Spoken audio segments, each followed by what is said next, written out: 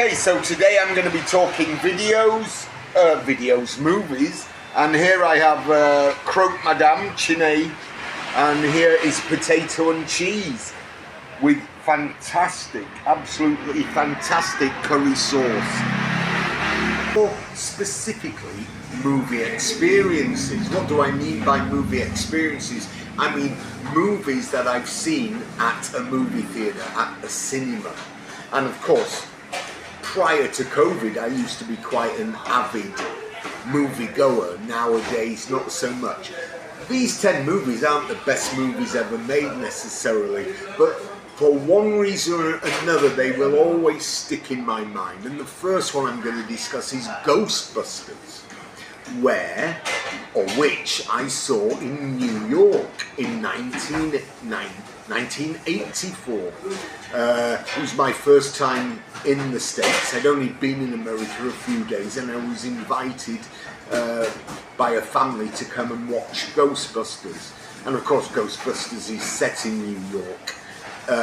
It's one of the few of the 10 that I'll discuss that were full house. I mean, it was probably at least top 3 most popular movies of the year. I'm not a huge fan of American humour, and I enjoyed the movie, but it wouldn't be in my top 100 or top 1,000 movies. But it was an experience watching it in New York of all places. And even though I didn't know what the Marshmallow Man was, and there were certain gags that didn't really relate to being British, it was an okay movie. But to see Ghostbusters in New York, near Times Square, wow, quite an experience. Oh, I almost forgot. I'd like to add a bit of trivia here. Ray Parker Jr. sang the theme song, Ghostbusters, but he was sued, or an actor settled out of court, to Huey Lewis, because actually he'd stolen the song from Huey Lewis. Anyway, I also remember Ghostbusters was on MTV almost, daily, hourly. Anyway, just a bit of trivia there. The second movie I'd like to discuss is Warriors. Now, I'd already seen Warriors on VHS a couple of times, loved it. And I was in Georgia. This would have been about 86. And there it was. I mean, it had already been released about 5 years, but it was showing in Georgia.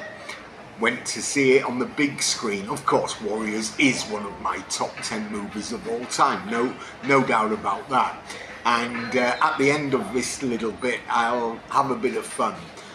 One other thing. It was the last time I ever smoked in a movie theatre.